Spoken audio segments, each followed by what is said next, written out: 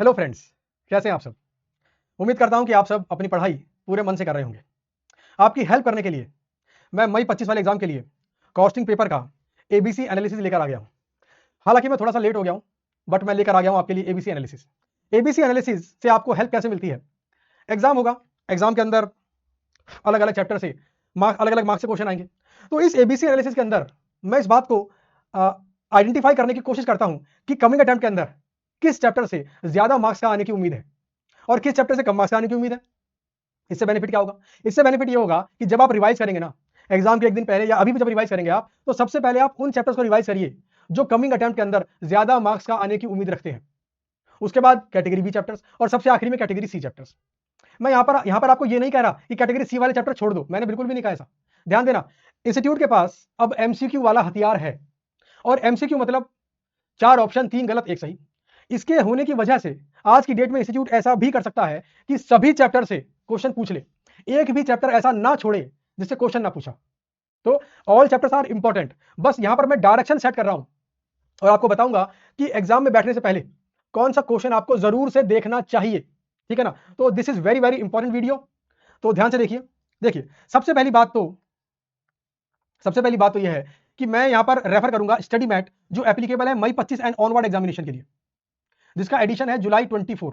Institute की website पे जाओगे ना अगर आपको मिलेंगे 2 टाइप्स ऑफ मटेरियल, एक मई 25 से पहले वाला और एक मई 25 और उसके बाद वाला। तो मैं यहां पर रेफर कर रहा हूं लेटेस्ट वाला स्टडी मटेरियल। तो जो भी क्वेश्चंस या जो भी केस सिनेरियो मैं आपको बताऊंगा, कहां से बताऊंगा? लेटेस्ट वाले स्टडी मैट से। तो एबीसी एनालिसिस के अंदर जो भी बताने वाला हूं मैं आपको, किसी क्वेश्चन का रेफरेंस भी मैं आपको दूंगा, तो आप समझ जाना कि मैं मई 25 एंड ऑनवर्ड्स यानी कि लेटेस्ट वाले स्टडी मैट के बेस पर आपको वो क्वेश्चन बता रहा हूं। हालांकि मैं यहां पर पेज नंबर भी बताऊंगा, आपको ढूंढने में आसानी होगी।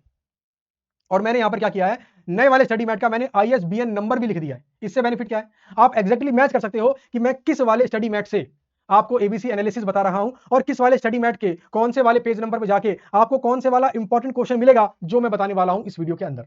ठीक है? अच्छा, मैंने पिछले अटेम्प्ट से ना एक काम चालू किया। मैंने एबीसी एनालिसिस के अंदर ऐड कर दिया एक हेडिंग, इसका नाम है फाउंडेशन चैप्टर। फाउंडेशन चैप्टर मतलब वो चैप्टर जो अगर आपने ढंग से नहीं किए तो कैटेगरी ए, बी और सी तीनों हिल जाएंगे। यानी ये फाउंडेशन है कैटेगरी ए, बी और सी के लिए। तो ये चैप्टर करने तो जरूरी है ही। सबसे पहला काम है आपका कॉस्ट शीट वाला चैप्टर करो। कॉस्ट शीट वाला चैप्टर देखो, जनवरी 25 के अंदर कॉस्ट शीट वाले इकलौते चैप्टर से 15 मार्क्स का ऑलरेडी पूछा जा चुका है। तो क्या मई में आएगा? आंसर इज आ सकता है। क्यों? यह है मेरा फाउंडेशन चैप्टर। यह है मेरा फाउंडेशन चैप्टर। इस चैप्टर को मैं स्किप नहीं कर सकता और मैं इसको ऐसा भी नहीं कह सकता कि आखिरी में करें, इसको पहले ही करना पड़ेगा। इसके बाद फाउंडेशन बनेगा और देन आप धीरे धीरे आगे जाओगे। मैंने यहां पर कुछ क्वेश्चन लिखे हैं, ध्यान देना जरा। मैंने लिखा है इलस्ट्रेशन नंबर 3 जो पेज नंबर 6.14 पर है, प्रैक्टिकल प्रॉब्लम नंबर 4 जो कि पेज नंबर 6.25 पर है, एंड केस सिनेरियो नंबर 1 जो कि पेज नंबर 6.27 पर है। ये कहां मिलेगा आपको? इस वाले स्टडी मैट के पेज नंबर में, पेज नंबर 6.14, 6.25 और 6.27। मैंने आपको सब बातें यहां पर लिख कर दी है।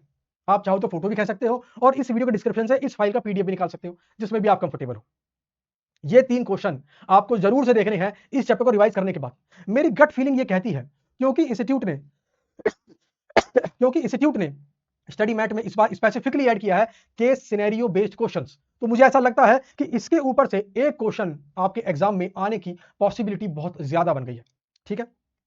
इसके बाद आते हैं आपका चैप्टर अगला, इसका नाम है सर्विस कॉस्टिंग। सर्विस कॉस्टिंग वाले चैप्टर में से ट्रांसपोर्ट वाले कॉन्सेप्ट पर जनवरी 25 में एग्जाम में पूछा जा चुका है। तो मुझे लगता है कि ट्रांसपोर्ट वाले टॉपिक पर तो अब मई में नहीं पूछेंगे। तो मई के लिए हाईली इंपॉर्टेंट कॉन्सेप्ट कौन से चैप्टर के? एक है एजुकेशनल इंस्टीट्यूट, एक है इंश्योरेंस वाला और एक है हॉस्पिटल वाला और एक है होटल वाला।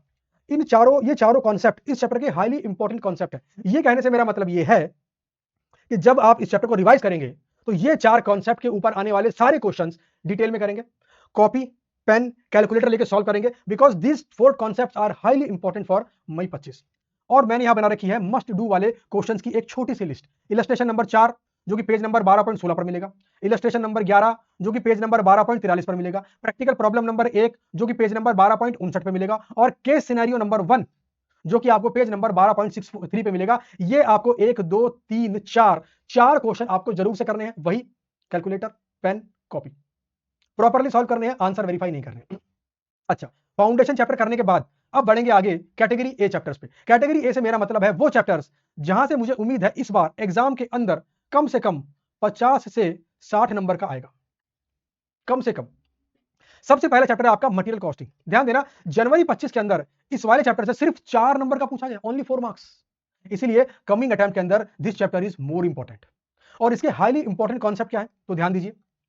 इंस्टीट्यूट ने अभी जनवरी 25 वाले आरटीपी के थ्रू ऐड किया था एक नया कॉन्सेप्ट इस चैप्टर के अंदर, और वो कॉन्सेप्ट था calculation of total material cost and maximum stock level in case of perishable nature of goods. तो अगर आपने ये कॉन्सेप्ट नहीं किया है तो कर ले, क्योंकि एग्जाम के लिए ये कॉन्सेप्ट नया है, और ये कॉन्सेप्ट आईसीएआई ने चुपचाप से आरटीपी के अंदर डाल दिया है, अभी स्टडी मैट में ऐड नहीं किया है। तो एग्जाम का आरटीपी में आ गया है, तो आपके सिलेबस का पार्ट तो बन गया है। अब सिलेबस का पार्ट बन गया है तो एग्जाम में आ सकता है, और एग्जाम में आने की पॉसिबिलिटी ज्यादा है, बिकॉज ये मई 24 के आरटीपी में पूछा गया था और अभी तक इसके ऊपर क्वेश्चन एग्जाम में नहीं आया है, तो हाईली इंपॉर्टेंट। उसके बाद है स्टॉक लेवल्स, ये कॉन्सेप्ट ज्यादा इंपॉर्टेंट है इस बार अटेम्प्ट के लिए।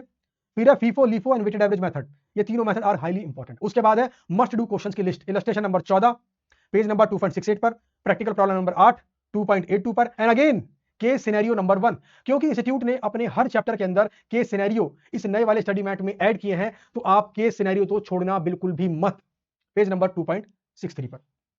अगला चैप्टर आता है आपका employee cost and direct expenses. देखो 5 नंबर का क्वेश्चन हॉल से और रोवन पर बेस्ड एग्जाम में पूछा जा चुका है जनवरी 25 के अंदर, और बहुत ही आसान क्वेश्चन था, मतलब हद से ज्यादा आसान।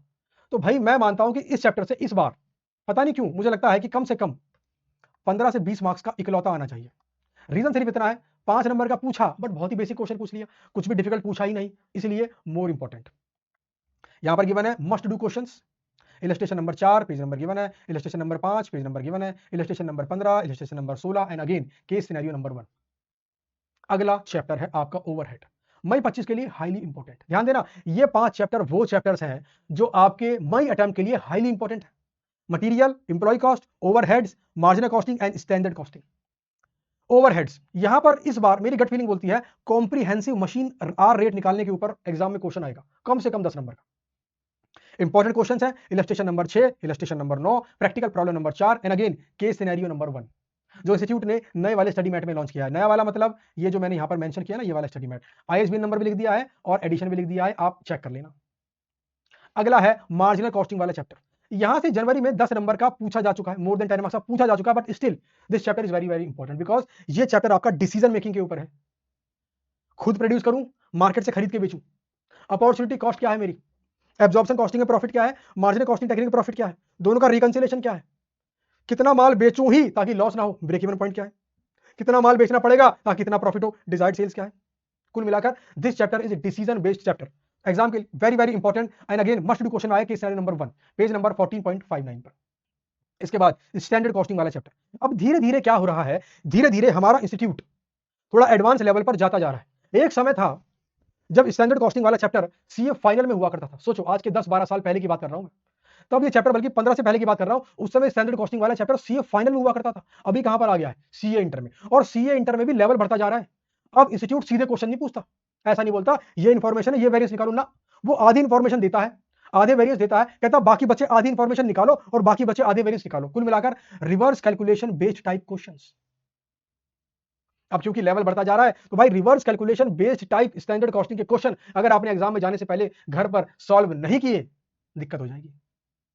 समझ गए? अब वो टाइम गया कि निकालो मटेरियल कॉस्ट वेरिएंस, निकालो फलाना वेरिएंस। अब आधे वेरिएंस दे देगा आपको, आधी इंफॉर्मेशन दे देगा आपको, बोलेगा क्वेश्चन की बाकी इंफॉर्मेशन आप निकालो और बाकी बचे वेरिएंस भी आप निकालो। Highly important. और मस्ट डू क्वेश्चन क्या है, question number 17 of RTP for May 25। ध्यान देना, मई 25 के लिए जो इंस्टीट्यूट ने आरटीपी इशू करी है उसका क्वेश्चन नंबर 17 जरूर करें, बेहद इंपॉर्टेंट क्वेश्चन है। उसके बाद प्रैक्टिकल प्रॉब्लम कहां से, स्टडी मैट से, page number 13.58, practical problem number 14 study mat से, प्रॉब्लम नंबर 15 स्टडी मैट से, केस सिनेरियो कहां से, स्टडी मैट से। तो ये सब स्टडी मैट से है, और क्वेश्चन नंबर 17 आपका मई 25 के लिए जो आरटीपी इंस्टीट्यूट ने इशू की है वहां से है। तो ये 5 चैप्टर मेरे कैटेगरी ए चैप्टर थे, तो रिवीजन करते वक्त कैटेगरी ए चैप्टर को भरपूर टाइम दें, इनको टाइम देने में कंजूसी ना करें, बिकॉज एग्जाम के अंदर यहां से ज्यादा मार्क्स आने की उम्मीद है, और वो ज्यादा मार्क्स मैंने आपको बताए वो कितने हैं, 50 से 60 मार्क्स। अब यहां पर आ जाओ, कैटेगरी बी चैप्टर्स 30 से 40 मार्क्स। कैटेगरी ए वाले कर लेने के बाद अब आओ कैटेगरी बी में। ध्यान देना, हर चैप्टर के अंदर ध्यान दो टेक्निक कैसे काम करेगी। देखो देखो कैटेगरी ए चैप्टर है, बी चैप्टर है और कैटेगरी सी चैप्टर है। यहां पर ली मैंने सी कैटेगरी, चैप्टर कैटेगरी ली मैंने। अच्छा, और मैंने आपको क्लास के अंदर बताया है, जो मेरे स्टूडेंट्स हैं उन्हें मैंने बताया है कि हर चैप्टर के अंदर आप क्वेश्चंस को भी कैटेगरी ए, बी और सी में तोड़ दो। अब कैटेगरी ए बी सी का बेनिफिट कैसे लेना है आपने? आपने करना क्या है, जो कैटेगरी ए वाले चैप्टर्स हैं उनका कैटेगरी ए क्वेश्चन और कैटेगरी बी क्वेश्चन हाथ से सॉल्व करके देखे और कैटेगरी सी के आंसर को सिर्फ वेरीफाई करने चलेगा। फिर कैटेगरी बी वाले में कैटेगरी ए वाले क्वेश्चन हाथ से सॉल्व करें, बी वाले को चाहो तो वेरीफाई कर लो और सी वाले को चाहो तो वेरीफाई कर लो, आंसर को वेरीफाई कर लो, चलेगा।